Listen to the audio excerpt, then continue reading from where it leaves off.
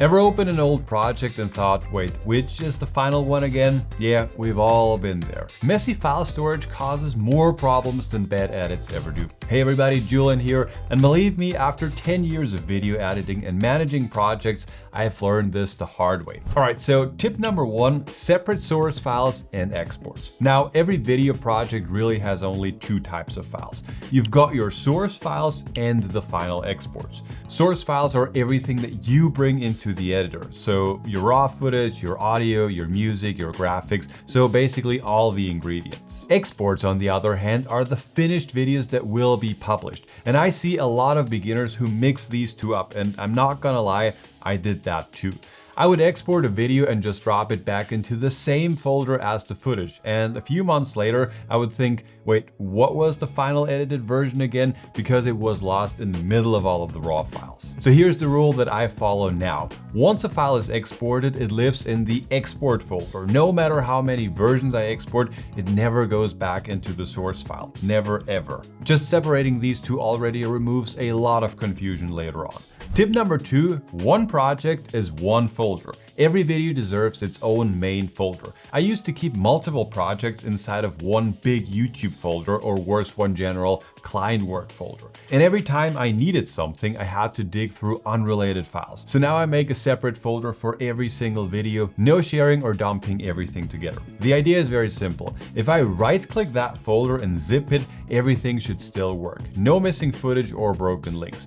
Now, here's the fun part. Inside of that folder, I create 2 core folders, one for the source files and one for the exports. And inside the source folder, I just go one level deeper with 4 subfolders for footage and B-roll, audio, music, and graphics. This way, when I open a folder, I know exactly where everything is and I can jump straight back to work. Tip number 3, name your files so that you can actually search them. And honestly, good naming matters more than having 5 layers of folders, because at some point you will be searching for the file. And most of us, our files look like this. But we're not gonna do that anymore, because here's a much simpler formula that you can use. Every export gets 3 things in the name: the project name, the platform, and date or the version. For example, XYZ podcast episode 12, YouTube 2026-03 MP4, something like this. Now, when I search for episode 12 YouTube, it shows up instantly. The date goes in year, month format, so 2026.03, not March 2026. That way, files sort automatically in order. And when you have 30 exports from one project, it makes a huge difference, trust me.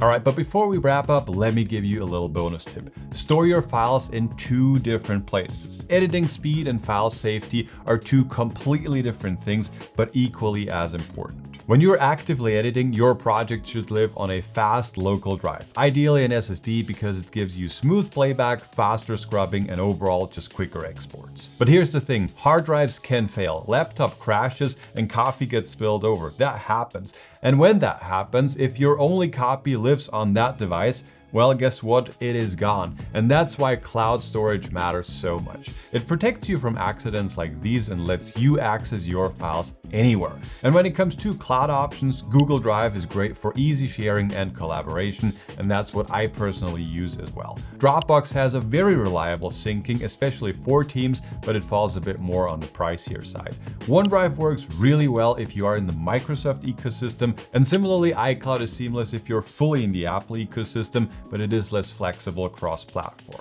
So my recommendation, just choose the one that fits your needs the best and you'll be good to go. Okay, but this is how simple it can be to organize your files and folders without overcomplicating it. If you follow these tips, you will spend less time looking for files and more time actually editing. And if you want an editor that keeps your projects just as clean and easy to manage, make sure you try Movavi Video Editor. And by the way, don't forget to add the hashtag Movavi to clips you edited inside of Movavi Video Editor. I'm gonna see you in the next video.